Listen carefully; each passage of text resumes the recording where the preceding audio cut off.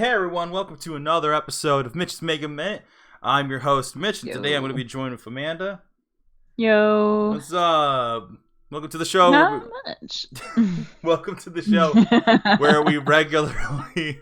I wasn't talking to you! No, I wasn't... I'm the only one here. I was trying to talk to the audience. The whole bit. Fucking...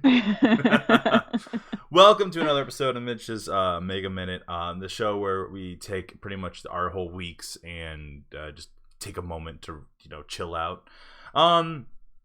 Before we go ahead and get started on today's episode, I just wanted to apologize for the lack of videos that we have, and I feel like I keep doing this, but it's because recently, obviously I explained to you guys last week, but there's been some changes at my work. I just haven't been able to upload as many videos. Just because I just don't have as much time as I kind of want to without, kind of slicing into that relaxation bit to allow me to breathe. But don't worry. This week it should be more cool. I'm going to try to get an episode of at least Muv-Love out tomorrow, and that should be, that should be super fine. And then, yeah. So, Amanda, how was your week? What were you up to? No, it was a pretty good fucking week. But like right before I get into that, can I just say, when you're like, it's a time for us to just, relax, and I was in my head, the next line that I thought you were gonna say was reflect on our inner demons. Why was that the one? I don't know. Just like, look inside yourself. Look at the monstrosity you've created. Oh my god, I don't remember where it's from, but one of my favorite jokes of all time. It might have been like SNL or Harmontown, but one of my favorite jokes of all time is just like, there's a monster at the end of this book, and the book is like almost curated specifically for that person. This monster's been telling lies. This monster will always try and hide. Cower in fear away. They spend each night and day lying to themselves. There's a monster at the back of this book, and you turn to the final page, and there's a mirror. There's just a mirror duct taped to the last page. I don't know why that gets me. You know. And the mirror is surrounded by really sad looking characters that are like, you were the monster. That's it. I don't know why. I've been watching a lot of SNL bits. I've been watching a lot of SNL just to relax because of just how rough the week has been. And I've spent a lot of my time kind of just trying to find new ways to chill, because I tried to pick up The Witcher, Witcher 3. And I said last week I was going to start playing that, and I was going to update you on how that was going. And it's good. It's great. I haven't touched it today. I played like it all. I played for like a good chunk, and then I dropped it. I'm not going to even lie. Like I dropped it, and it sucks because I don't want to get into that bit where like I'm not playing anything anymore. But like what? It's just I don't even know what it is. I don't know what about The Witcher 3 that I just like. That beginning's fun. I did some of the side missions. It was all good and grand and dandy, and then like I meet up with Yennefer, and now we're gonna hunt for Ciri and stuff. And the minute I get into this new area, and I'm like, ugh. And like I don't know what it is, and I think I gotta just sit down and power through it. Like I think it's just been a lack of days off. I literally spent like the last like today and yesterday just sleeping to try to catch up on everything. But like maybe like if I have some more time, I don't know, maybe I can get into it. Maybe, but like from what it sounds like, it just sounds like the implication is you're like, new area to explore. I don't fucking wanna. It's that's the thing. The game is like super fun and it looks really good. I think it's just genuinely I'm just tired, and unfortunately for the viewers at home, I'm a little tired today. But do not worry, do not fret. We've got a show planned out for you of the chill times. The chill That's times. right. In Is fact, it the chillest of times? it was the chillest of times. It was the wokest of times. Fuck. All right, let's go ahead and get into some channel news, shall we? Yes. So this week, you guys will have more Fire Emblem Three Houses. We finally made it to the time skip, and with the time skip, obviously, there's tons of things that have changed with the game. It took us way longer than most streamers to get to this point, but hey, we're doing it. We're gonna finish the game. It's gonna take probably like maybe another month or two, but we'll definitely rock this out. That being said, there is a very important announcement I do have to make. There will be no episode on February 14th, and I'm not sure if there's going to be one on the 18th. But what we will do is we will upload something fun for you on those days, just due to some scheduling conflicts. I'm actually going to be out of town during that time. I'm going to go back home to meet my parents. Meet my parents. No, to visit my parents For the first time? for the first What a magical occasion. in forever. But yeah, so I'm gonna be out of town, so just keep that in mind that you're not gonna get there'll be like a solid week of no Fire Emblem, but you guys will continue getting Persona down the line here. We finally it's a lot of finalies. We finally got to the time skip in Three Houses, and then we finally are past Futaba, and we're getting into some new territory. It seems that Medjet has been defeated.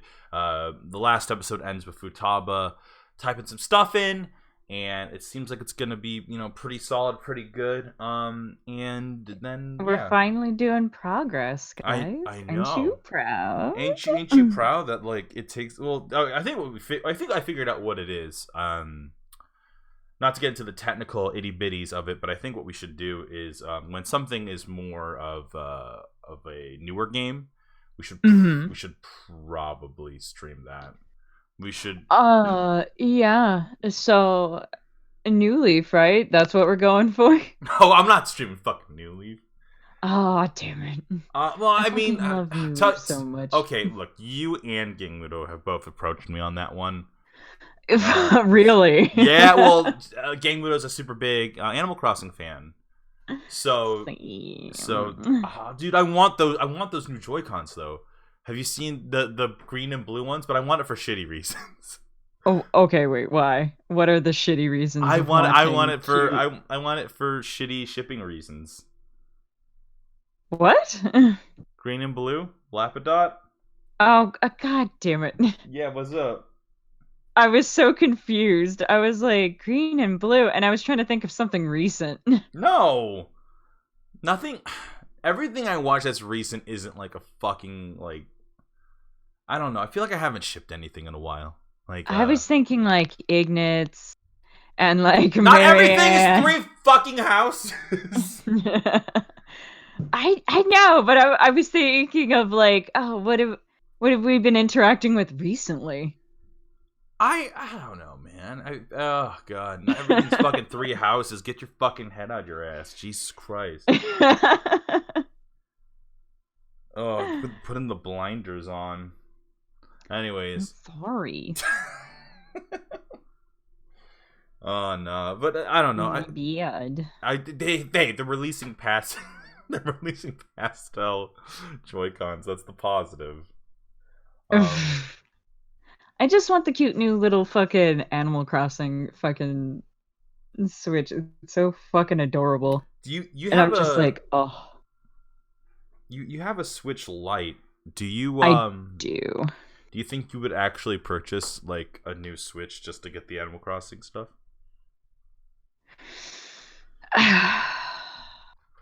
I don't know. If there was it depends on if there was something cool that came with it. If there was, well, I mean the game. I'm gonna get the game either way, though. If they ever released, they would never do this. They would never release a porn game Switch edition. If they released a dramatical murder, fucking Switch, I would totally get it. Like hands on. I already have a Switch. I would get it though, just to have it. You know what? I'm sure you can get a custom skin of dramatical murder for your Switch. I don't I don't know. Dramatical Murder's kind of old now. It's been some You'd be time. fucked if I can get a rhinestone encrusted fucking Switch skin with like a little shaker on it that's to the theme of fucking Jack Skellington. I'm pretty sure you can get a Dramatical Murder skin. Oh my god.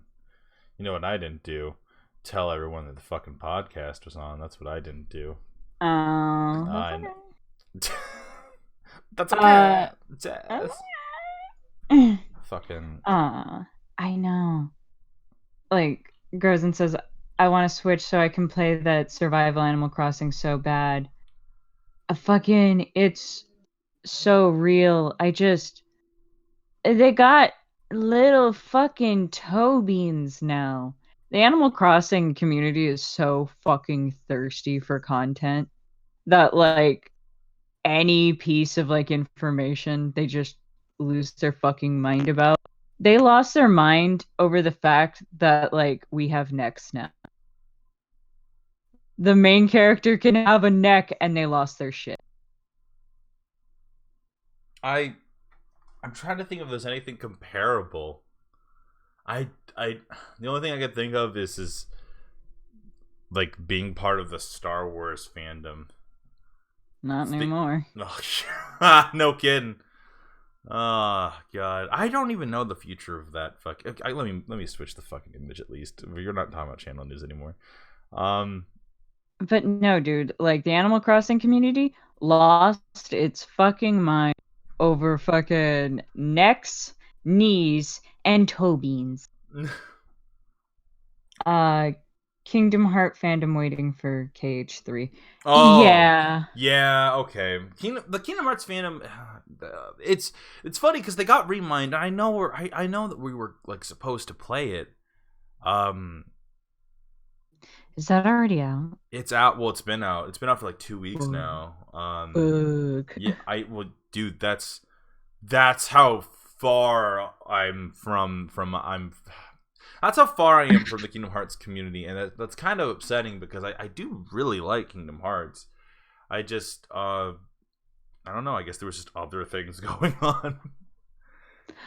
Life just exists. Well, that sucks because I can't say that because I'm like, oh man, I can't wait for Ultimate Ninja Storm 4 Ultimate Edition with 2 new characters and everything for the Switch. Man, I can't wait for that pop, and that's gonna come out in April. Or Persona 5 Royal. I'm gonna fucking beat the shit out of that game. Or like Final Fantasy Remake. Another game that I think got delayed again, but like I'm pretty yeah, but it's not that far. I don't think. I think it's gonna come out in April, maybe. Yeah, but still, it got delayed again. Look, at this point, I'm willing to take any polish I can fucking get on that game. When I was told that it runs like Final Fantasy 15, I was like, oh, okay.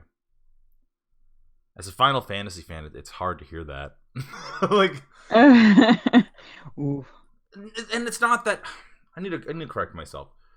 Final Fantasy 15 is a really okay game. I liked it. I like Noctis, I like Ignis, Gladio, and I am super gay for Prompto. Everyone knows this about me. Our oldest fans know. Is it literally just because he's blonde and dumb? He's not dumb. He's not dumb. He might be silly, but he's not dumb. Don't fucking. He's not dumb. Okay, Jesus. I love how instantly your opinion changed the second I went, it's kind of dumb. And you're like, how dare you? I don't know. That's like if I was like, oh man. I can't think of anyone you really, really like at the top of my head right now.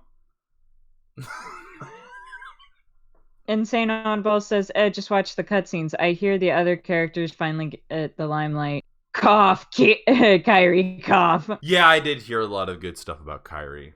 So yeah, that's true. I can't think of anyone that you'd super like as a character. Yeah. I don't know what that says about me as your friend. I mean, I know general concepts of what you like, but I don't think I've ever seen you gush over a character. I can gush over several characters right now. You just don't know what the fuck I'm talking about. because you have no interest in like, I don't know, Transformers or Warhammer, because I, once again, I'm a 12-year-old boy. Dude, we are the most immature people that I know. I'm we like, ooh, let me talk about my Space Wars. Oh yeah, and I'm any fucking better. Let me talk about my fucking samurai comic. It's magic and sci-fi.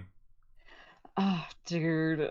Yeah, but mine, Warhammer is like knights and Vikings and war and like magic in the future Oh with my god. aliens. Yeah, but that sounds cool. God, we fucking suck. We suck as adults, man. I'm like fuck, like Dude, yeah. fucking tell me about it.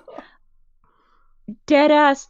Remember that figure I bought? That tiny one? That itty bitty one? Of the skeleton guy? He was a Necron. He was a Necron tech leader in fucking Warhammer. And he was $35 for a thing that's an inch and a half tall. I'm sorry. You don't get to talk to me about that when I'm the guy who spent $135 on one single Yu-Gi-Oh card.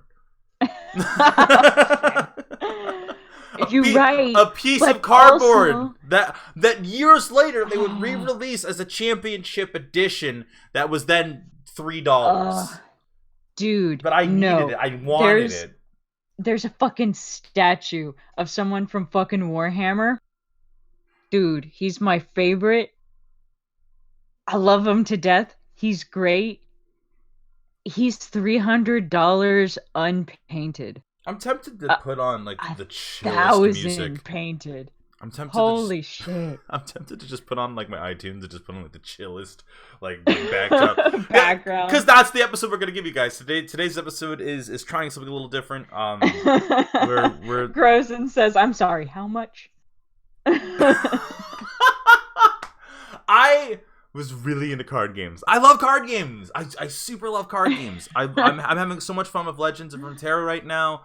I got back into Yu-Gi-Oh! Duel Links. I play the Pokemon TCG, Magic the Gathering Arena.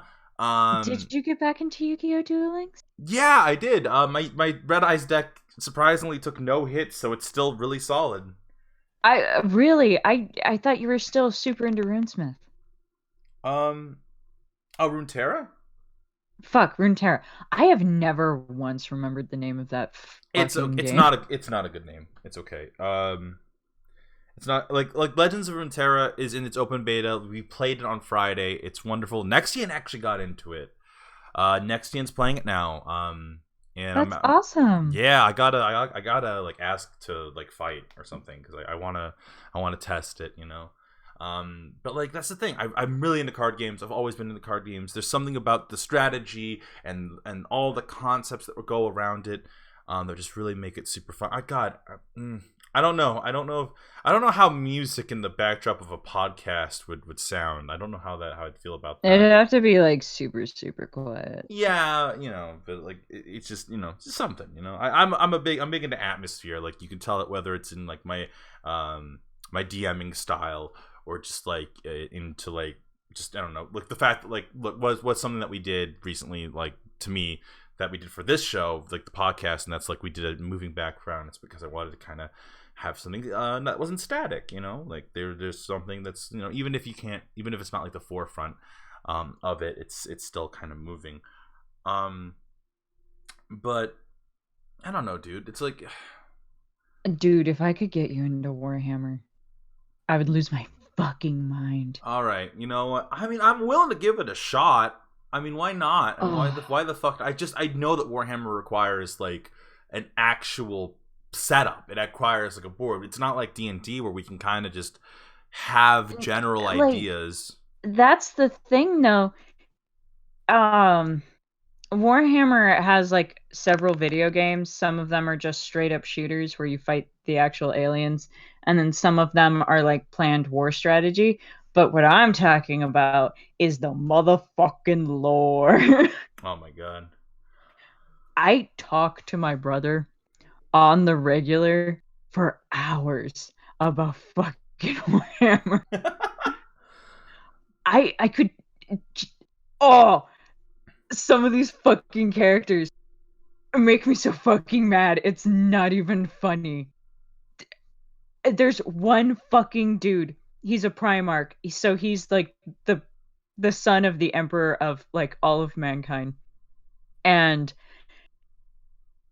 he has access to the DNA of all of his brothers. And most of his brothers are like dead or missing or they betrayed. And so what does he do? He goes, well, I still like their abilities. That one is a really good fighter. That one's really good at magic. What if I just took their DNA and I mixed them together? Oh, so like weird incest babies. Yeah, weird incest babies, minus any of like the actual incest, because he's just taking two different types of DNA, slapping them together, and then cloning what the result is. And he's like, "Yay! I got what I wanted." And he is the dumbest asshole. And everybody else, all of the people that work for him are like, I don't like that. I don't like what you're doing." And he was like, well, I really don't care because I'm in charge now. Because my dad is like borderline dead and my brothers are gone, so I'm in charge. Keep in mind, my dad doesn't want me to be in charge, but I'm in charge. Oh my god. So you can't tell me not to crossbreed my fucking brothers. It's a nightmare. Gilliman is a fucking shithead. Oh god. That sounds okay. So there was a couple years back when Blizzard was still okay in my mind. I got really into World of Warcraft lore, and everything I found out about Illidan made me just hate the way his character was written, but really like him as a character. Because, like, I was really into Hearthstone. One of my big card game obsessions was Hearthstone. I love that game. I still do. I spent like $200+ on cards and shit for that game because I really enjoy a good card game. And one of the things about the game that I much like Legends of Runeterra, in which I'm finding out more stuff as I play it, because all my friends happen to have some sort of knowledge about the world of League of Legends. There was tons of lore about the characters of Hearthstone, and so one of the things, like if there was a card I really liked, I'd try to look it up to see, like, okay, was this made for the game or was this flavor text? What is this? And like they did a really good job at making like it for being a homage card game to their big property. It really did a solid job at like establishing characters that may or may not have gotten like a really big presence otherwise. And one of the things that I just really found interesting was how like certain characters were presented in the card game compared to like their like World of Warcraft counterpart, like Dr. Boom. Like that guy fucking like he's a goblin, has a Doctor Doom mask on, rides a giant robot, throws bombs. His whole gimmick is crazy and fun, and like in his format it was great. I used to have a Doctor Boom deck and I play that shit all the time. But then you like read up on him and he's like some throwaway NPC on a quest line, you know? Oh, yeah. So like I don't know. I always just thought that was interesting, you know, like especially because when it comes to MMOs and it comes to that kind of stuff, like they were able to take something that might not necessarily be that interesting to listen to, or more a character that might have just been more of a one-off gimmick, but in the card game they really made it work. They reference things like there was even a Leroy Jenkins card. It was a legendary card, you know, right? And also, Grozen's calling me out by calling it a grim dark Powerpuff Girls. And I mean, you right, but also hurtful. But you dead ass right. I mean, I wouldn't mind getting. No, I get it. Oh no, what were you saying? I was just gonna say, I wouldn't mind getting into Warhammer. I think that Warhammer has an interesting enough Yes. like it's something that Yes. I've always wanted to get into. I just think that it's much like World of Warcraft's lore and much like other things that I've gotten into. It just takes a lot of time, and I think that maybe playing like a module from like 40K or something like that would be interesting. Yes. Obviously, the problem is to play a module from 40K, we would need some kind of board and other things. There, I don't even know where to begin on playing something like that. dude, there is so much fucking lore. It's not even funny. Like it's one of those few games that has like Ren says Amanda says yes, I've caught another one. uh but Warhammer is one of those few games in which people are so much more interested in reading and hearing about the lore than they are about the game. Okay, so do you remember a while back we were looking into like Star Wars modules and stuff like that for their own RPG Yes. game? Yes, Like, yes, yes. so I'm just okay. So like, I'm really curious. So, how does character creation in a game like that work? Oh, okay. So there's two versions because of course there are, but there's two versions that Warhammer has come out for a sort of D&D like setting. One of them is when you are just with the Space Marines and you do, your Space Marine fucking war and shit. Uh, but the other one is a fantasy version of Warhammer that they specifically made to essentially be their version of D&D. And it's so fucking cool, dude. It's so fucking cool. There's this faction known as the Necrons, and in their fantasy world, the Necrons exist in long dead tombs, and they're these undead skeleton armies that come to life when you trespass on their territory. So essentially, they're like, oh, you want to steal our shit, do you, for your fucking museum? I'll flay you alive. I don't fucking think so. And it's beautiful. They have vampire pirates, for the love of God. And it's glorious. I you say Vampire Pirates, and all I can think of is MTG had a whole archetype of conquistador vampires. Yeah. Dude, the art on those they're fucking awesome. It's Oh, so good.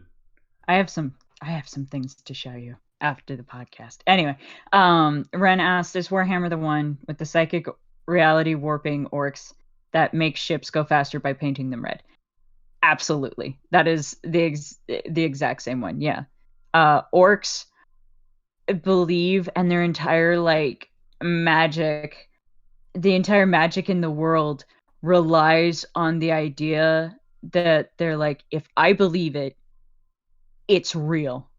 End of fucking story. So orcs will fucking paint bombs bright yellow because they explode more. They'll paint themselves blue for luck, purple for invisibility, and they dead ass turn invisible. It's beautiful.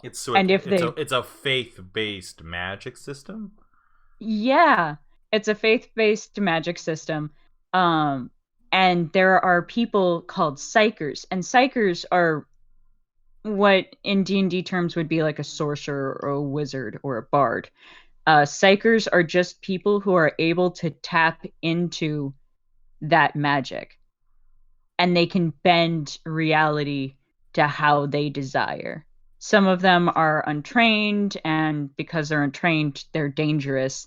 Uh, but the ones who can harness it and can control it are ridiculously powerful. The Emperor of Mankind is the strongest psyker in the universe. And that is why he is the Emperor. Because he is the strongest psyker. And he like has lived for over 50,000 years, like defending humanity. It's glorious. Um, they have elves. They're called Eldari. Uh, and they used to have dwarves. They called them squats. They died, like all of them. They were eaten Oh, by an alien race called Tyranids. okay. And so the idea of Warhammer is that it is a universe that is so broken and is so on like the brink of destruction because each separate race wants to be the only one. They want to run everything. And because of that, they're in a constant fight to survive. And humanity, who does like would honest to God love to just be left alone, can never stop fighting because the second they stop, there will be no more humanity. So there's a deep tension with every single like human character in which they're like, I gotta keep going. I gotta keep going. I just have to, because if I don't, what will happen? Humanity will lose. So you'll have characters who will like take beatings and lose limbs and watch people like that they care about die and fucking almost die themselves. And in some cases die, but volunteer to be brought back as like an undead sort of, just for the sake of like to continue to fight to protect humans. Because they're like, I gotta keep doing it. Humanity means that much to me.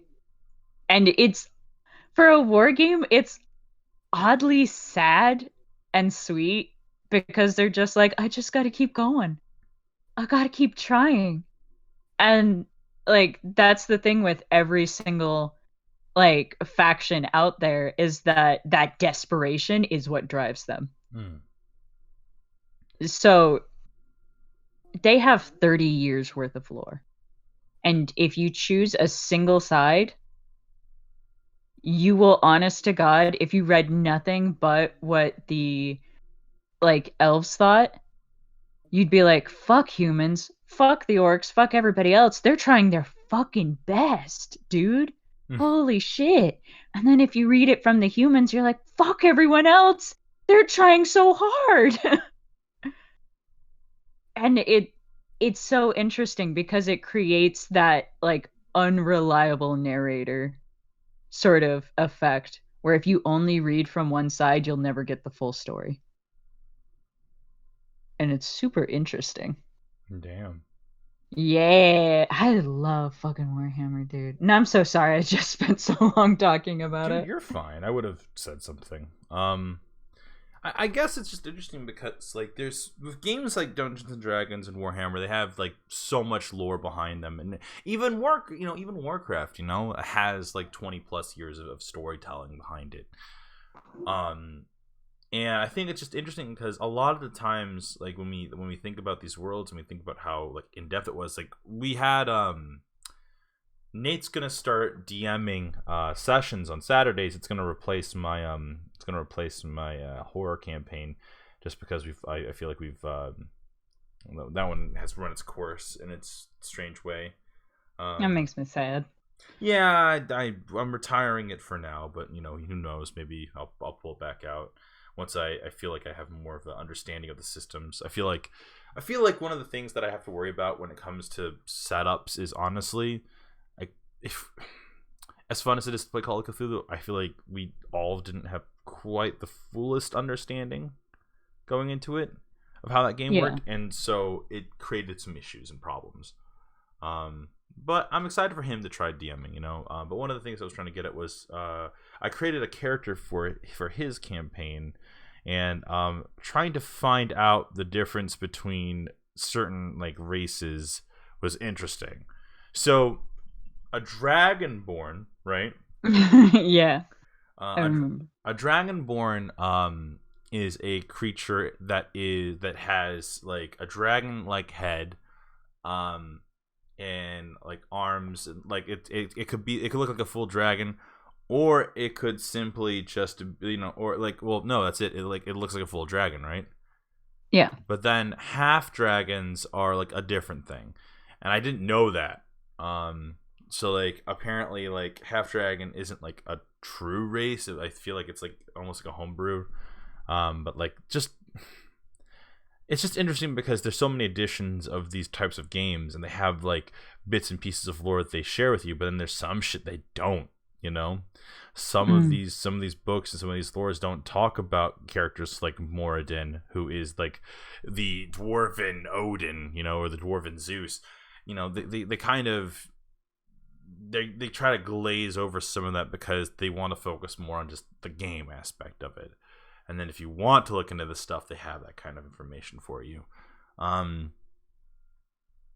I was actually curious, because before we did the podcast today, we're talking about comedians.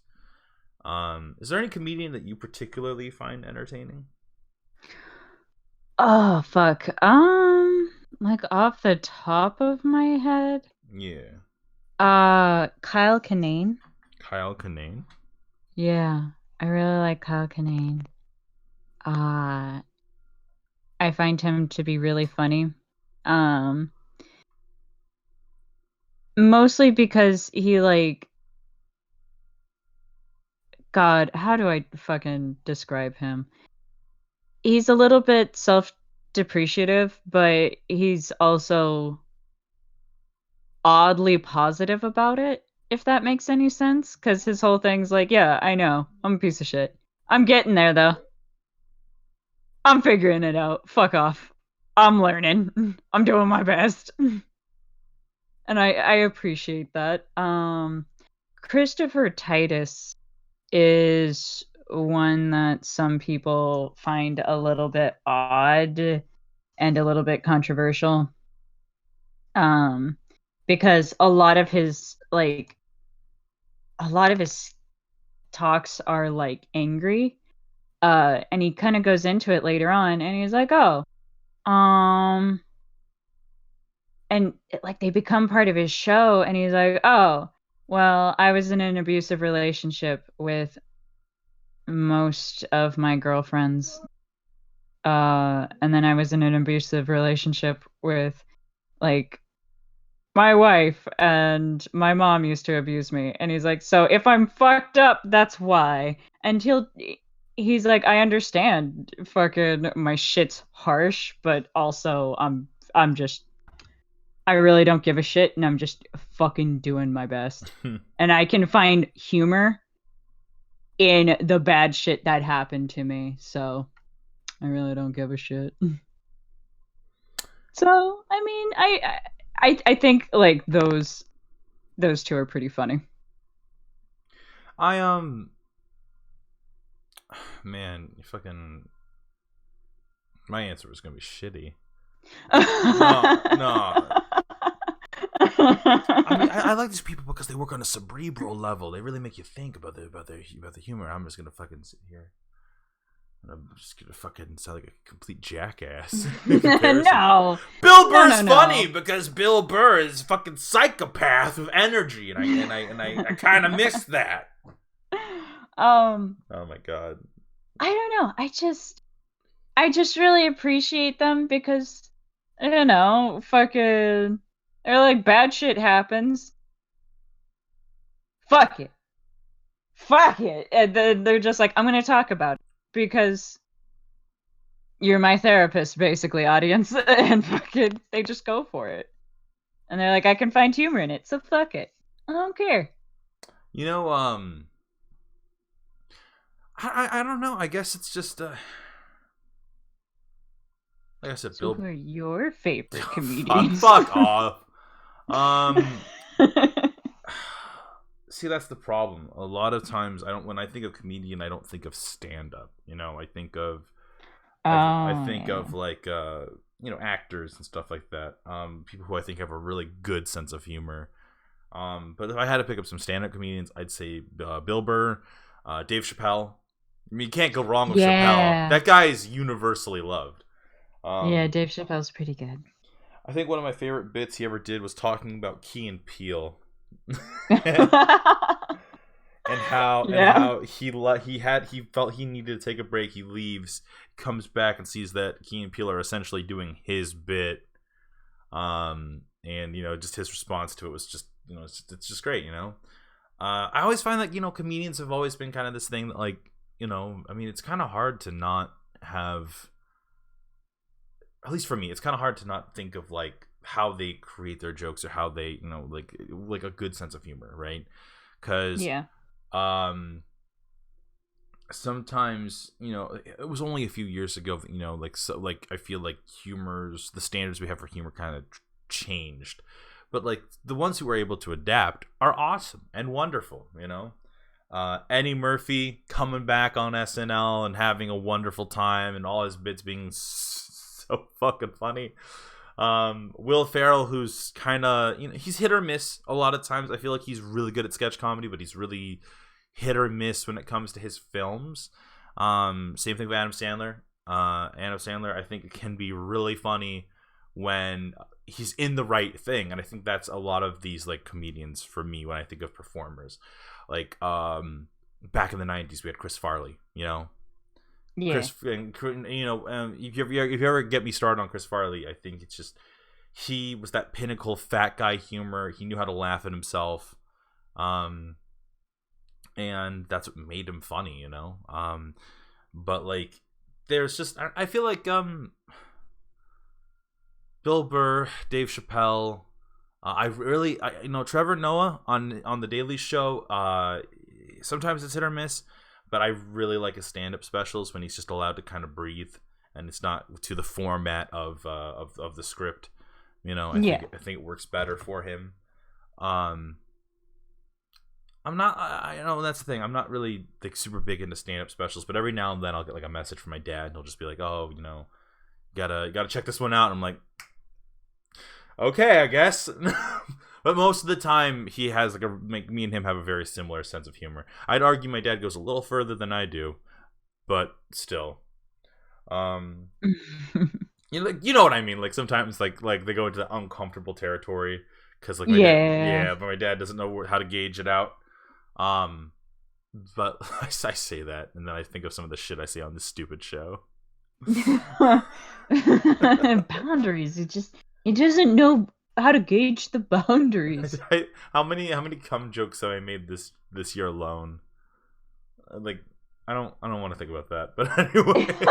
I don't want to know how much I've talked about my dick on the show. It's not even my dick, it's just dicks in general. We literally Those are two very different counters. Yeah. No one wants to talk about fucking the Benjamin Button case. Fucking what? I was trying to think of something on the spot, and I was like, oh, a button penis, and then it's no, that makes it sound like your penis is going back in time. Back in time, that's right. When I was born, it was old and shrivel, and now it's going in reverse. God damn it. Anyways. Yeah, so my dad doesn't know how to gauge. Fuck. Literally, we lost our fucking minds on Tuesday because we kept saying the word anemone. We just lost our fucking shit. It was. Yeah, it was a beautiful mixture of exhaustion, sleep depravity, and just being done. Yeah, oh my god, that happens. It's definitely interesting, to try to keep a show up. I've been doing this for a while. This is my 5th year doing the Velvet Room / Save Point City project and doing Let's Play. This is my it's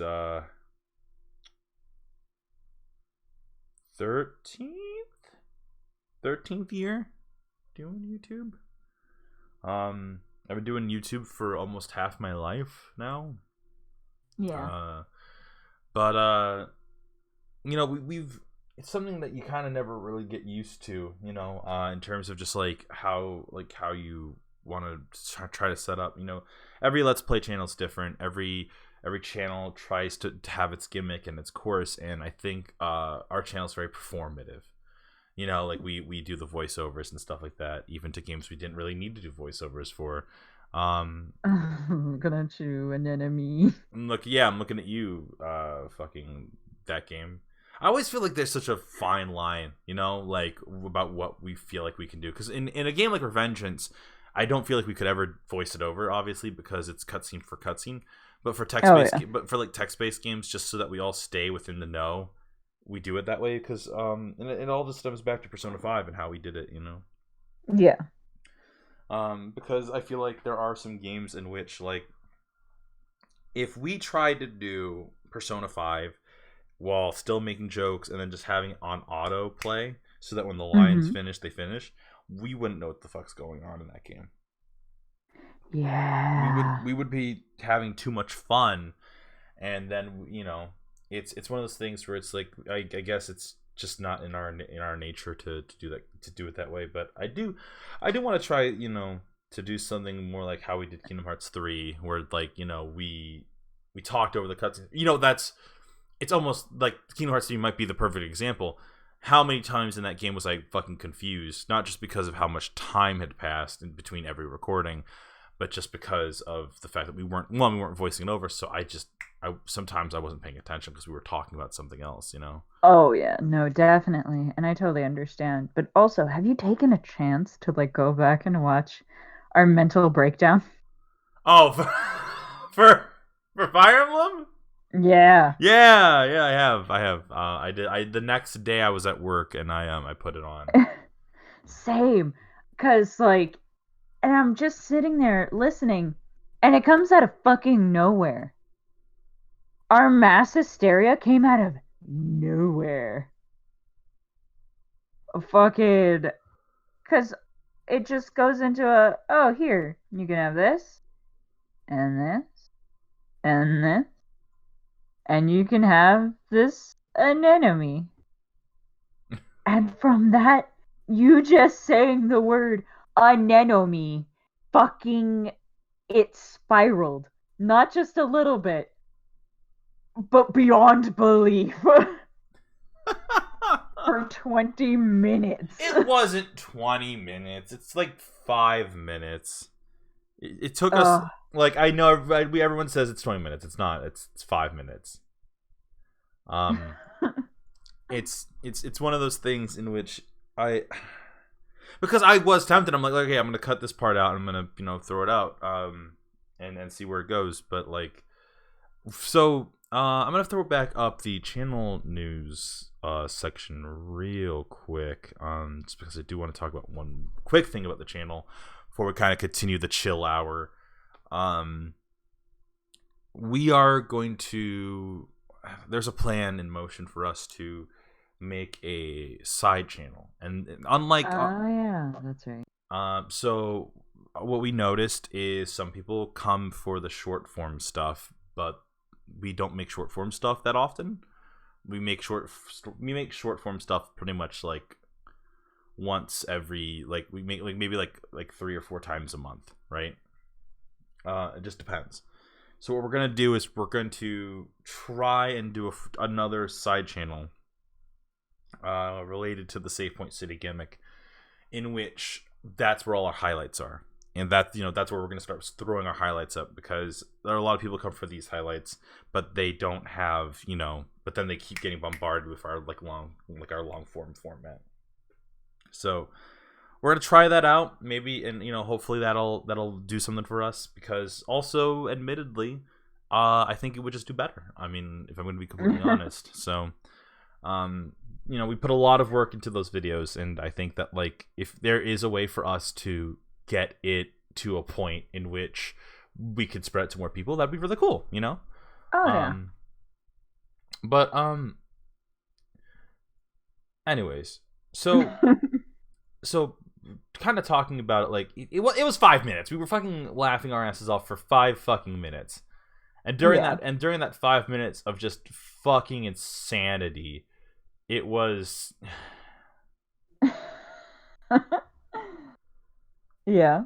oh god, I don't even fucking remember. Like that's the worst part. Is I was so fucking sleep deprived and so fucking shitty. Like in terms of just like performing at like such a tired state that like I don't remember the gimmick. Like outside of the fact that I kept saying the word anemone. That was Oh, it. dude, fucking like the issue was is that we were all sleep deprived at that point. Not just like one of us, all of us were sleep deprived. And it just culminated into a fuck basket of just like I don't know what I'm just gonna Anemone. I don't know why me saying Anomi was so fucking funny. well, Like well, hey, I mean that episode mastermind. has that episode has a respectable number of views, and I will take it. I also feel bad because I think in that episode I like there's some episodes in which like I think something's funny in my head and like when I'm sleep deprived especially, and then I realize it's not funny at all. In fact, it's really not, and I shouldn't have said it. And that's one of those episodes like we were making fun of when I'm tired and I'm done, I'll just start spewing shitty memes. Oh yeah. God. And And we it's not because of a lack of like it's not because of a lack of like wanting to try. It's mainly just due to the fact that like to me that's funny. Like the idea of just like no effort, no like just saying okay boomer at the end of a sentence for no reason. Like that's funny to me. Like it's almost like a bizarre Dadaism in which it's not like when it's used as an attempt to relate to something, I don't feel like it's as interesting. But when it's like just something to say it because like the idea of it is supposed to be funny, but it's not landing, that's funny. I don't. Come into my fucking mind and let me explain to you this horrible joke concept of just making jokes that don't land because I think it's funny. Look, the joke went really far. Whoops. Oops. Like I think at one point me and Nate were like, okay. Yeah.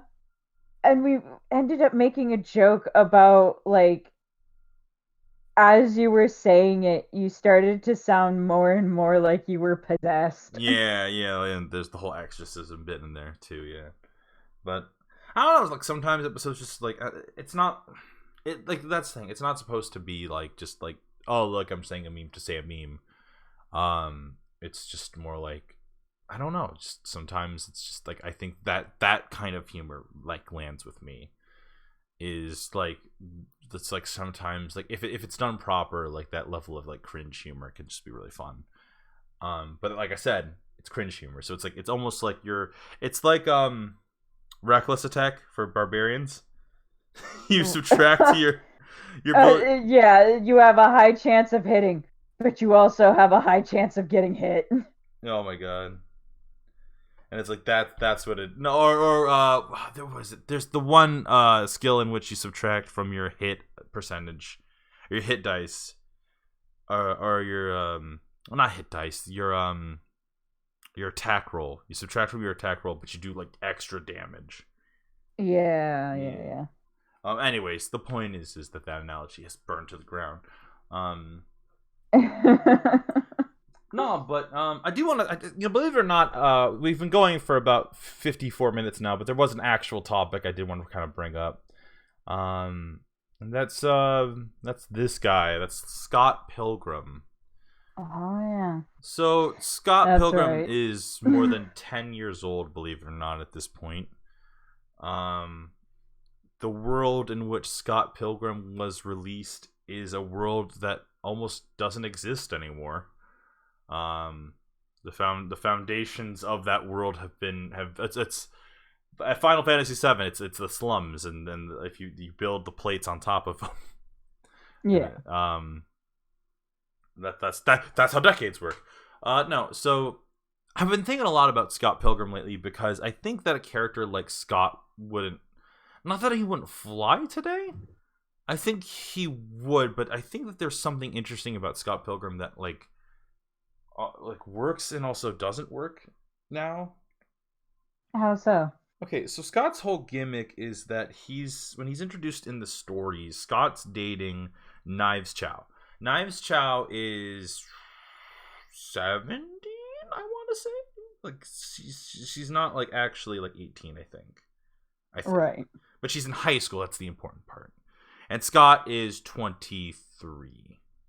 Yeah, he's 23. Oh. Yeah. I didn't know that. Yeah, and you know, before I make this sound worse, let me just go ahead and double check real quick how old Knives Chow was at the beginning of the book. 17. Yeah. Knives was 17 in the book, and then Scott was like 23. And the idea is that like then they were dating, and people would like just like in the movie and the book, like they were giving him shit for it. And then eventually he meets Ramona. Ramona being an American who kind of left on mysterious terms. And how old is she? Ramona? I wonder if she's a year older. Oh, now I'm gonna have to go to the wiki. Fuck, I don't know. 24. Yeah. Oh, okay. So better. Yeah, I mean, the thing I like about Scott Pilgrim is the fact that, especially the books, the movie obviously couldn't be written with the book ending in mind because the books hadn't finished at that point. And so you have the movie ending and then you have the book ending, and in my opinion the book ending is way better. Well, yeah, it's actually written by the guy. Yeah, that and also just the message of the books change. So but the point is that like I think it's interesting because Scott's a character that I don't really think could exist in today's landscape, not without being like super shitty. And he kind of is. Scott is kind of a shitty character, especially if you watch the movie. He's kind of like, self-absorbed. He's, he thinks, he thinks that he's, the fucking best, but he really doesn't have any respect for himself or anything like that. He dates Knives almost because it's easy. She's impressed by everything he does, but I don't know, maybe it's not to say it's easy, it's just I've watched that movie like not super recent, it's been a couple years, but it's something I've been thinking about, Yeah. And by the end, like the last volume, I would always argue that if someone watched the movie and they really liked it, please read the books. Because while the movie is very similar to the books, the ending changes a lot. The way that Knives kind of reacts with Scott, the way that like he has a redemption arc for the drummer girl he dates, whose name escapes me right now because that's how my memory functions. But like he has like there's other characters that they couldn't put into the movie, and Envy Adams and him actually have like a moment of like, hey, we kind of were bad for each other in a weird way, or hey, I like thank you, they have an actual ending to their moment. It's not just Captain Marvel fucking like, well you blew up you broke my boyfriend, well you broke my heart kind of thing. And that's how that ends. The book has a way more satisfying ending. I would hope so. Yeah, and it is definitely a product of its time, though. That's something I'm kind of really emphasizing, and something like there is a part of me that like wants to. I actually, all the copies I have on the shelf are actually Gang Mudo's copies that she lent to me, and I need to buy my own copy. I need to buy my own box set. Literally, what happened? You just never gave them back. Honestly, it's just never crossed my mind. In fact, when I go back up north, I'm going to put them in a bag so that I can actually give them back to her, because I A plan on. return. Well, I'm planning on seeing her. Because she wants to go see Sonic the Hedgehog. So. Oh my god. I know.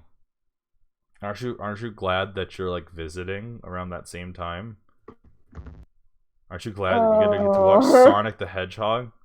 Oh no. That's right. That's right. Well, at least we'll have something to talk about the next Sunday.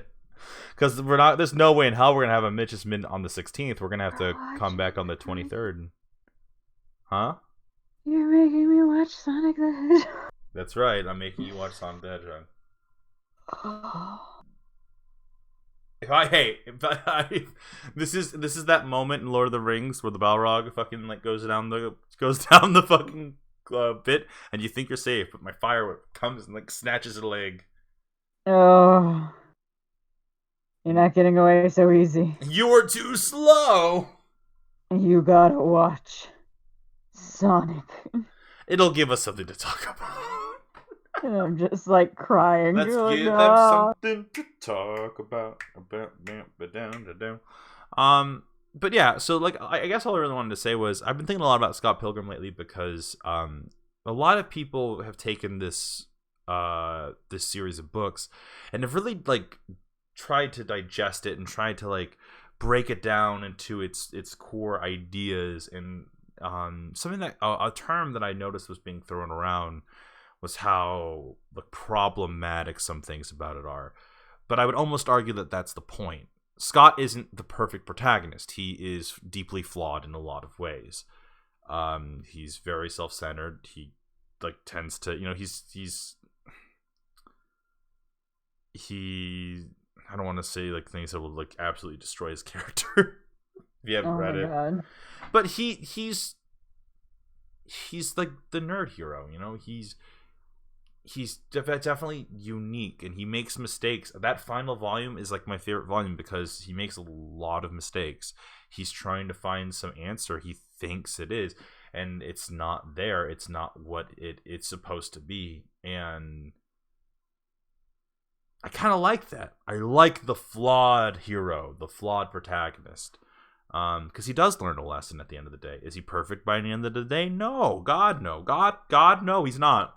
But he definitely learns. He learns from every experience, and that's kind of the point of the book. Brian Lee O'Malley has also made tons of other wonderful books since Scott Pilgrim. Seconds was a book that I actually have on my shelf. I really like that, and I haven't had a chance to read Snot Girl, but Gang Widow says that that's a really good one too. But throughout, Brian Lee O'Malley doesn't have much of a stage presence anymore, just due to the fact that he kind of takes a long time to produce his books. But in that time, I noticed something about how his characters are written, and how as he ages, he kind of ages up his characters. For example, Scott and those guys are 24, 23, and in Seconds, his characters are like 28 and 30. So I think there's something about that I think is interesting. As he ages, so does his characters, and that's kind of like the ideal when you're writing, like, characters that you're supposed to be able to relate to as an author. But anyways, the point is that if you haven't checked out Scott Pilgrim, please. I took forever to watch, and I know I've talked about it on either a Velvet Cast or another episode of Mitch's Minute, but we've definitely talked about Scott Pilgrim. But I do, with all this talk, I've been kind of consuming these digestions and stuff, or these dissections of the character and stuff. I do feel like a second reading might do me some good. Maybe I'll just use Gang Widow's copies. Just reread them, because why not? I know, right? I mean, there's a lot of books I feel like I want to kind of reread. With the tablet, I've been reading a lot of Samurai 8 lately. That's been a lot of fun. The plot's kind of like thickening a little. I try to read one chapter a night, and it's kind of hard to some nights just because of how late it gets. But I am having a good time with it, and it's super fun, and the characters are fun so far. There's apparently what I found out was a lot of people actually don't like Samurai 8. So I wonder if Really?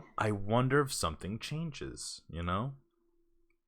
So I'm gonna keep reading. I want to see how this turns out. I want to see this adventure unfold. But yeah, I hear that something happens, something dynamic changes, and it kind of makes it so that either people really like it or people really hate it. And in other strange manga news, Taiku Bo, the creator of Bleach, is going to unveil his new work this summer. So I'm not ready. I want to see Josh. I think Josh put it the best. Josh said, "Get ready to love the first 20 chapters." Oh fuck! And get ready to love the first 20 chapters and nothing else. And oh god, that's fucking real. Also, I have a very good example of what I was talking about earlier about the whole like the Animal Crossing fandom is just so desperate for content. oh yeah, Yeah. A thing popped up, like a little notification for my Twitter, and it was about Animal Crossing. Uh, and Animal Crossing World says a new advertisement reveals buildable stairs. They're excited about stairs. And then someone went, they added some new clothes. And then another person looked at the Nintendo Switch case for fucking Animal Crossing. Keep in mind, it's the official Animal Crossing portal, and it has a yellow circle around the lighthouse on the design, and it goes, it's been confirmed. Lighthouse confirmed. And they're like, oh, and Isabelle has shoes now. They're so desperate for fucking content, and I get it. I'm right there with you. Holy shit. jeez. But yeah, no, that's thank you, Twitter. It might be a little late, but you provided me excellent fucking content for fucking just a good example about what happened.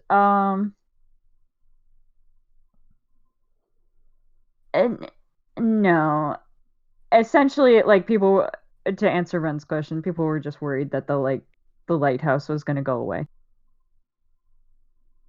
Really? When did? I'm not sure. I haven't played all of them. But people are just wanting to see that fucking Animal Crossing has a lighthouse, and they're just so desperate. They just they drink it up. They drink it up like precious nectar from the gods. You have brought me an ambrosia, Animal Crossing. Thank you. I can live. Isabelle has shoes. And that's just where that fandom is right now. It's a level of like desperation for a glass of water that I haven't seen in a while. But yes, anyway, as you were saying. No, I forgot what I was saying, man. Oh fuck, I'm so sorry. No, dude, you're fine. You're fine. I think it's an interesting time, and I'm gonna say it like this because someone had made a comment the other day when we were chatting, and I think it's very true.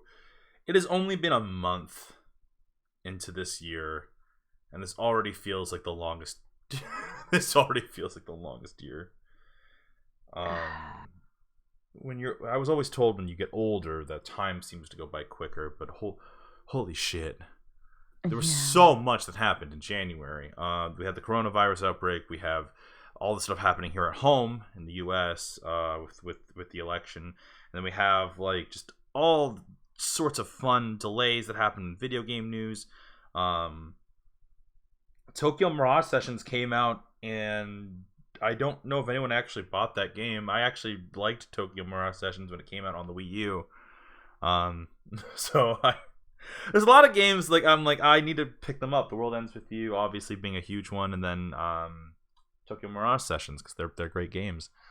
But I just there's some strange part of me that's just like, man, I feel like this is gonna be like the big year. This is gonna be the one in which like we're gonna. I feel like this is gonna take a long time because with the especially the delays, because people like to make plans, and I'll never forget the delay for Persona 5 when it was delayed from Valentine's Day to like March or April. I really wish they had released it on Valentine's Day, because the whole fucking point was that they were going to steal your heart. Well, and then we got stood up. Yeah, no, I remember everyone like, did my fucking Valentine's date just stand me up? And it's a released fucking game. That's right. It's fucking right. Man, we need to play. You know what we need to play on the show? We need to play more Muff Love. That game's got to get better at some point, right? Like that's that's the dream. I'm really hoping it turns me around. Like, you know, I'm really hoping that like I'm gonna sit there, I'm gonna be playing the game, and I'm like, holy shit, it got better. You know, that's what I'm dreaming. That's what I want. Will I get that? I don't know. I don't know. Only time will tell. Only. No shit. Also, Stoic says you survived Tokyo Mirage Sessions and you want to do it again. I liked it. I like a lot. I don't know. There's some RPGs that I actually super like that like I know don't necessarily like jive with everyone. I really like Sky of 4, for example. Sky of 4 is a hit or miss for a lot of people, but I really like Sky of 4. Final Fantasy X is my favorite Final Fantasy. I like Final Fantasy 13, and I think 15 is okay, which I think is blasphemy in the hearts of some people, in the hearts of some fans. The 13 trilogy is kind of weird, but I did enjoy it for when it came out. I'm not sure if I would come back and visit that game. I almost feel like I played it right when it needed to be played. But like I don't know, I play a lot of RPGs that like people. I'm also a fan of Neptunia, like some of those, not all of them obviously, but some of those Neptunia games. I really enjoy the gimmick. You know, it's a fun little gimmick that they have going on. You got to finish that one I gave you, man. I know, it's so hard. It's so hard. I get it. I do. Oh my god, and not even like difficulty wise. It's just like. There's something about that one that like for some reason isn't doing it for me. And like I just gotta, there's a part of me that's like just gotta power through. It's the one you asked for. I know it. What? Don't give me shit. I don't know. Like I also, it's just so hard to get through. Mitch, it's the one you fucking asked for. I know. I'm not saying fuck, dude. Jeez. Fucking look, you can give me a game like the fucking Witcher 3, a game that everyone says is their game of forever, and I will sit there and I will be like, I don't know, this might not be for me. Oh no, new area. Yeah, oh no. I'm interested in playing this game more, but I feel like I have to be in a mood to play it. You know, like that's the type of person I am. I'm a fucking like I am the Rum Tum Tugger of video games. If you give me Witcher 3, I'll want to play Battlefront 2. If I play Battlefront 2, I'll want to play Witcher 3. Fucking .hack GU, well, SD Gundam G Generation, Genesis. And then I'll just go straight back to fucking Runeterra. Any fucking way. Runeterra, Tuggerus. And then if you give me fucking Runeterra, ooh, is that Yu-Gi-Oh again? I play Pokemon TCG, but I'm playing Runeterra, but I play Duel Links. Fucking, yeah, it's real. It's a whole thing. Half of me expects when I come to visit you, you'll be playing fucking Runeterra on your PC, and then on your tablet it'll be like Yu-Gi-Oh. Just, and not even for any other reason than I want to see if I can do it. The challenge is there. Oh my god. You know what? To just switch the mindset I between. I'm such like I'm so desperate for like it almost feels it almost feels like how picky I can get when it comes to food sometimes, where it's like I'm not like I don't feel like I'm a super picky person. There's some foods I can't eat, not because I don't like it, but because it makes me like physically repulsed. Like like if sour cream isn't prepared properly, I'm like, oh I fuck. just don't like sour cream. Huh? I just I can have some sour cream, just not a fuck ton of sour cream. I feel that way about mayonnaise. Like if you make a Ah, really good tuna salad, like you can like it's solid, right? yeah, if the ratio is good. Yeah, because like sometimes people end up making like a soup, and I'm like, ugh. But but the point That is sounds like fucking gross. dude, it's so real, it's so fucking real. But the point A is that soup? it feels like it, like texture Or would wise. it be more like a dip at that point? I don't know, man. Anyways, the point is that but I feel like it's almost like it's not because it's not like The Witcher 3 is a great game, right? Fucking um a lot of the games I play are super awesome, but like it feels like I need to have like it almost feels like there's something my mind is craving. There's something that like my gamer mind is like, what is a game I'm craving right Mm. now? And like it just feels like no game is really like scratching that itch. Like I played Assassin's Creed Odyssey. I fucking like loved that game. And like it was wonderful. Like I really got like into the story.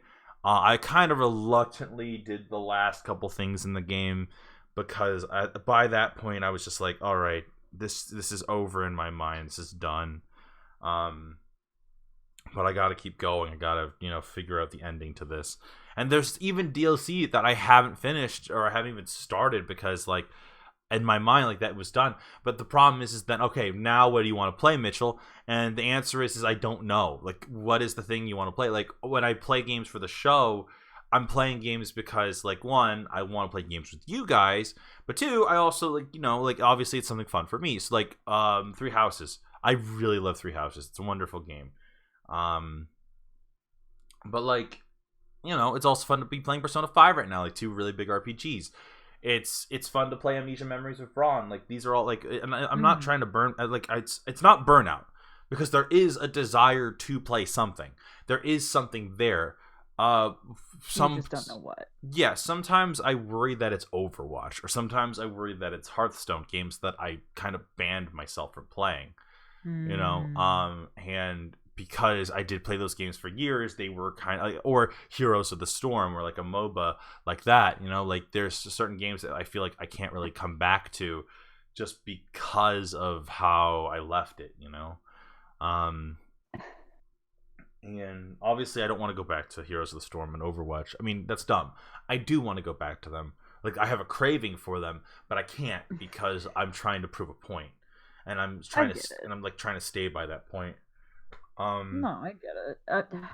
Honestly, I would love if you got into like Animal Crossing, but I don't think that, honest to God, I don't think it's a game for you. You're probably right.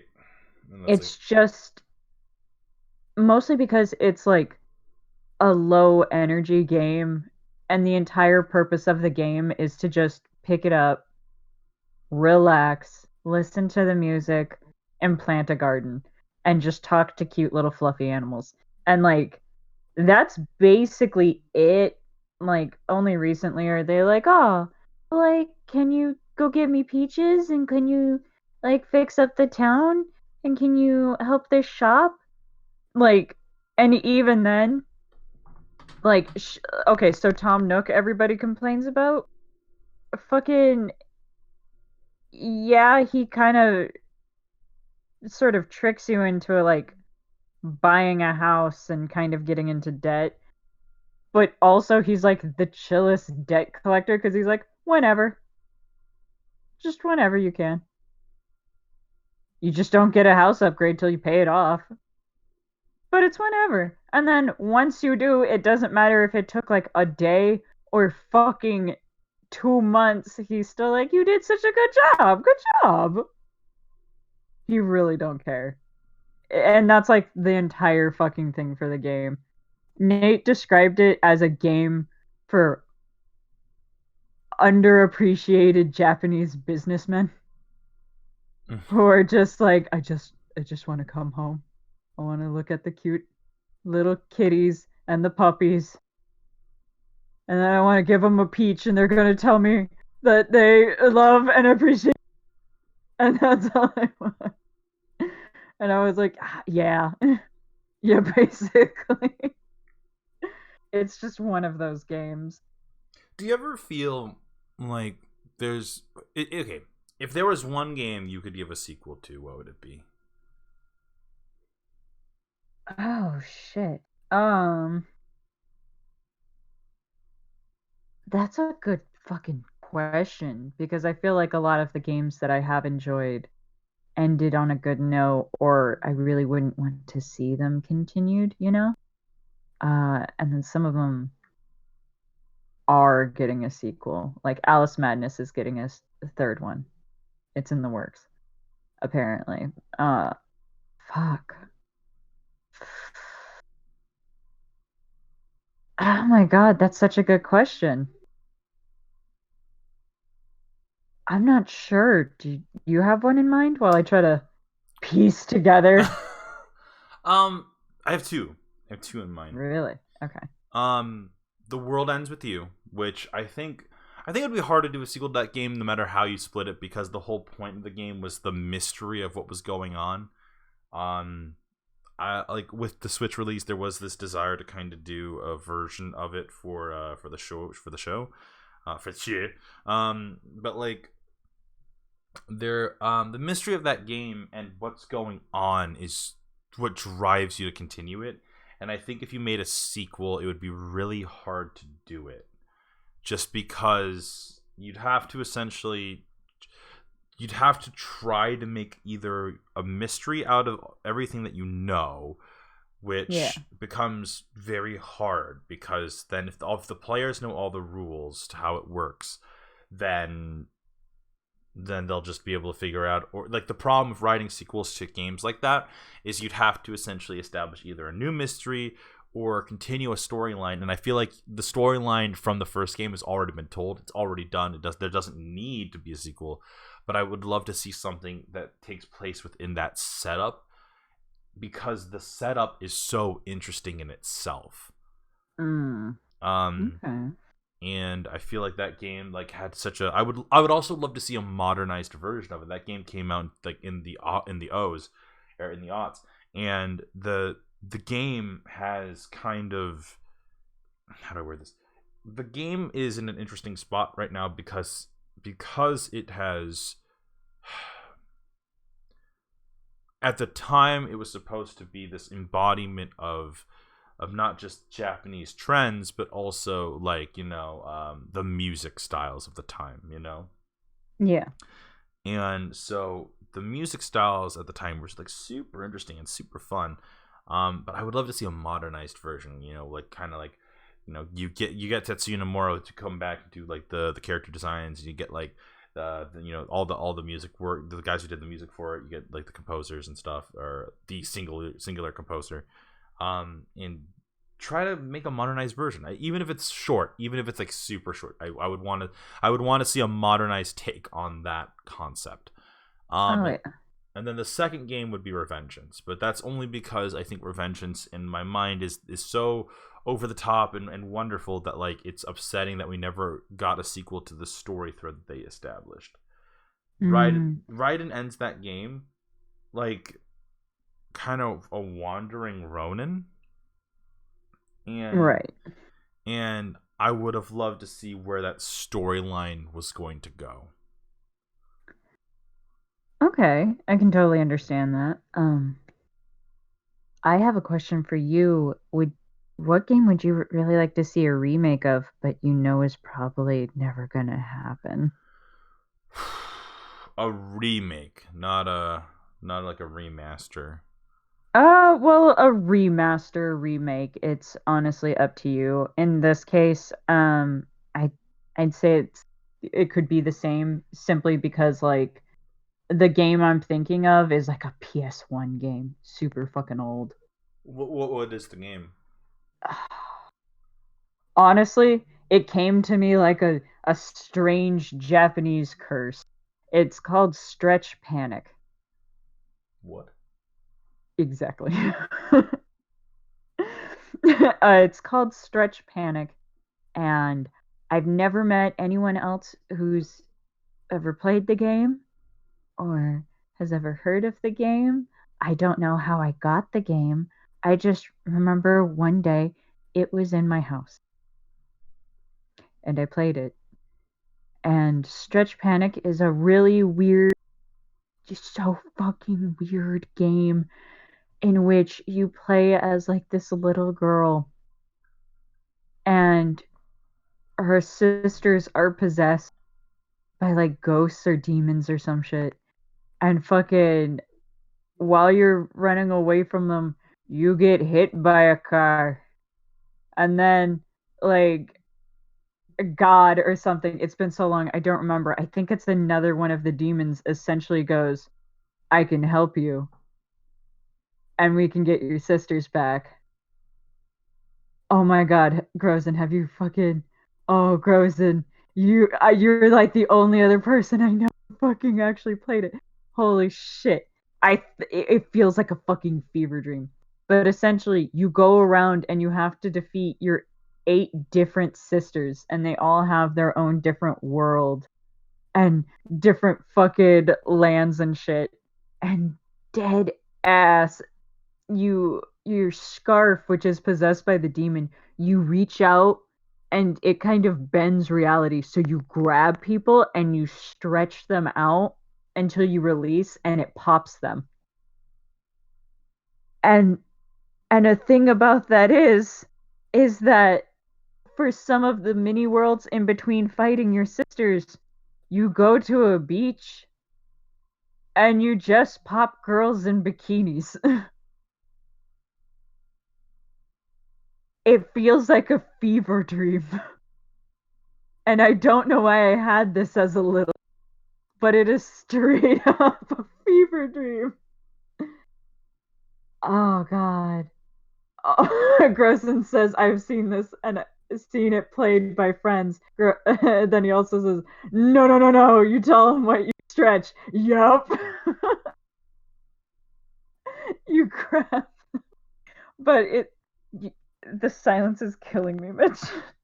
I'm just I'm just trying to wrap my head around it. Mitch, that's the thing. So have I for like the last 20 years of my life. And they're each possessed by like a different fucking thing. And it just brings out all of the negative traits out of her sisters and like causes them to go fucking like into an upteenth fucking level of just ridiculousness. I feel so like it came to me like a curse, Mitch, and I really like have never met a single other person who had like seen it or played it or heard of it until like right now. And the only reason I would ever want to see a remake of it would be to confirm that I'm not crazy.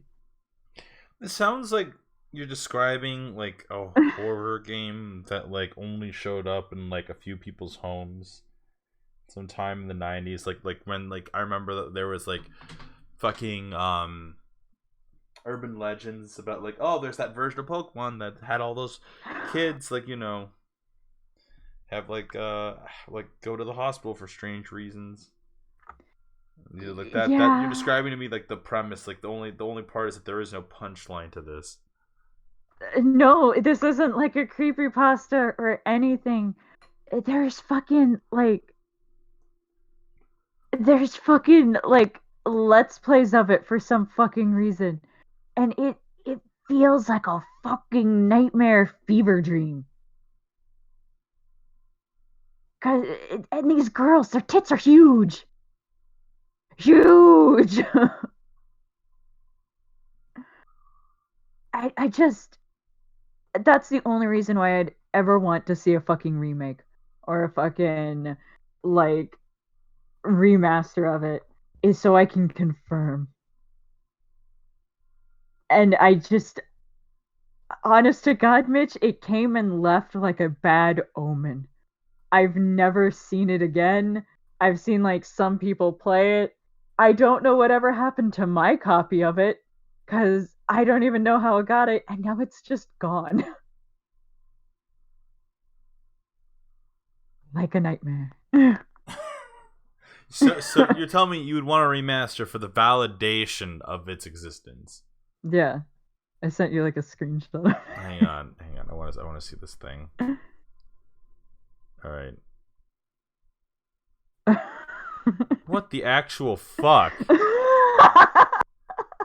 Hang on. Can I just do that? No, I have to download this file onto my computer. All right.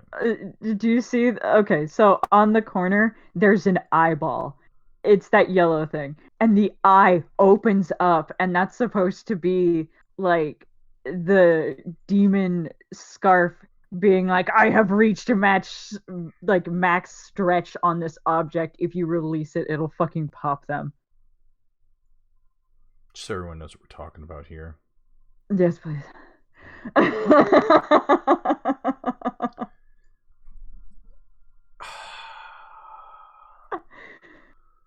Look at her boobs. Yeah, I know. I see. And that's not just like some of them. That was every single one of them. All of the girls, all of the bikini girls were just huge titties, pigtails, all just different colors. That was it. I I feel like I'm going crazy whenever I talk to someone about it. I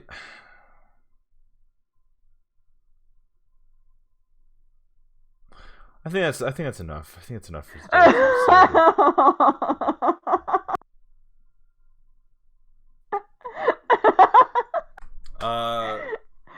I love how you're just like, and I'm done. I'm done. Okay, so let me just answer the question real quick. Yes, please. Okay, if there was a game that I think deserves a remake, or I'm gonna say a remaster. I'm just gonna say remaster. Mm-hmm. Fuck. The problem is a lot of games I feel like remasters are really interesting because I think that like if I like how they try to modernize some things. They recently did an HD remaster of Final Fantasy XII's Zodiac Age, in which it plays like the international version. I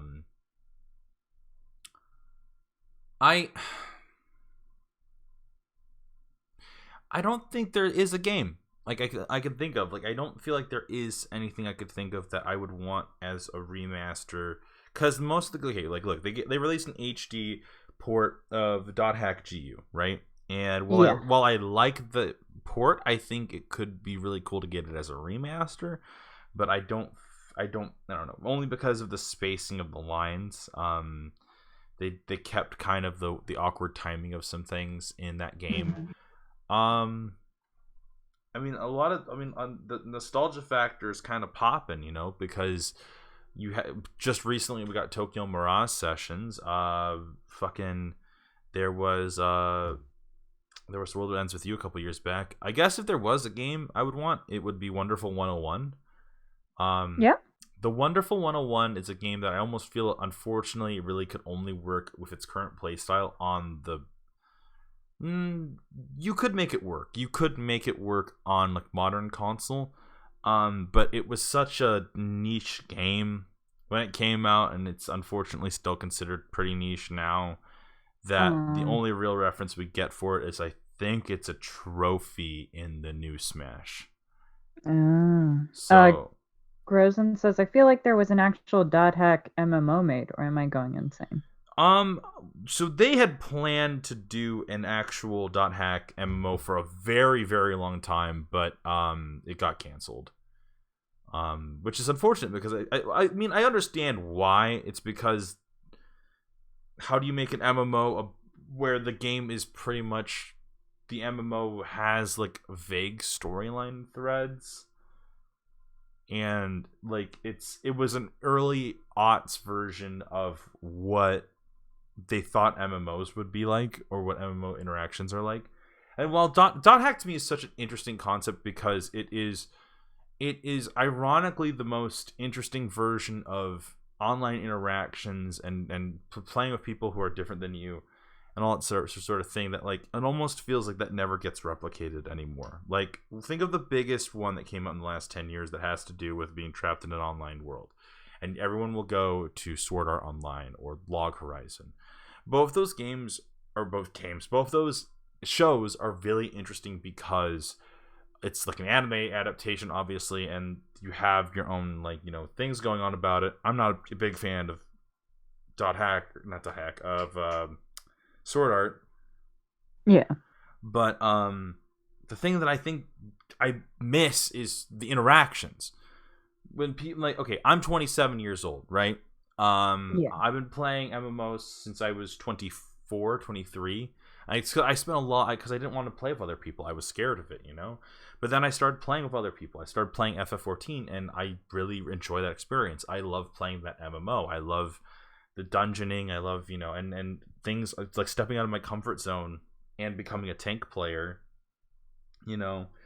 Like last year, becoming a tank player was really, really fun. I have a really good time with it. Mm-hmm.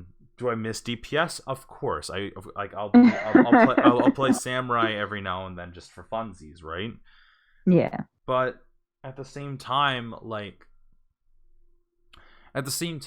it almost feels like I'm trying to think of a really good way of wording this.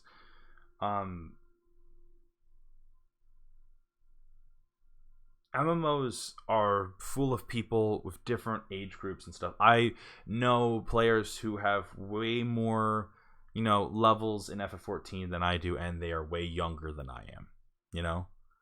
Yeah. I know people who have houses and guilds, and people who who live in different parts of the world and play together. I mean, for fuck's sake, the concept of that online interaction has spread to obviously standard online interaction, in which you have like friends like me and you, where I live, on one side of the country and you live on the other, and Nate lives like in a fun 12-hour difference between us, but we're considered best friends, there's an interesting idea of like how people interact today, and how just how we all kind of get along. That idea of social interaction was touched upon in .hack, like years before it really boomed, and I feel like today we don't talk about that kind of stuff, or not to the degree that .hack brought it up. Like, sure, there's stories that talk about it here and there, but I mean, we all interact that way. I mean, most of us do, and and it's not even true. That's not true. Some of us do. Some people have online groups of friends that are very much in real life friends that they never really got out of touch with, or coworkers, or friends of coworkers. We all interact in different ways online, but a lot of nerds, a lot of people like us, we interact with people. We want to find that same minded type of interests and stuff like that. So we kind of go around and looking, and what do you know? Hey, you like JoJo's Bizarre Adventure? I like it too, and you start talking to those people, and they live in different parts, Or hey, I'm a fan of your stuff. Or hey, I was at a panel in fucking New York, and I happened to, I thought, I just wanted to say, hey, you did a really good job, and then you develop friendships. Like the way we develop friendships today is very different than how it was 30 years ago in the 90s, or hell, fucking, even in the aughts. We have this, we can pretty much be friends with anyone. It's literally just based on your interactions, and these are topics of conversation that .hack was bringing up way in the aughts, but things that Log Horizon. Now, granted, once again, I do not know too much about Log Horizon. Maybe I'm wrong about that. Maybe there's a couple characters that interact with each other outside. But Sword Art, I noticed, had this issue in which the characters kind of lived weirdly close together. And it's. I think that was more for the convenience sake of the story. But I think it would have been way more interesting, you know, to have the. I mean, obviously there's language barriers and such, but like even then, you know, that you could have something in which a character could be, you know, like play an MMO with someone else. Maybe one person, you know, lives in Canada, the other person lives, I don't know, in Seattle or some shit like that. You know, you can have those types of stories. Is it close? Sure, but is it like, you know, but have those differences in cultures, those ideas. I think that's what makes a really interesting online story. See, that's the problem, guys. Is I was supposed to end the episode, and now I rambled. Anyways, guys, thank you so much for watching another episode of Mitch's Minute. We're supposed to end like 40 minutes ago, but guys. Yeah. Remember, we will be back next week, next Sunday on the 9th, but we will not be back on the 16th. We're taking. I'm going to be out of town, and then the 23rd is when the next Mitch's Minute is going on. So we'll catch y'all laters. Later.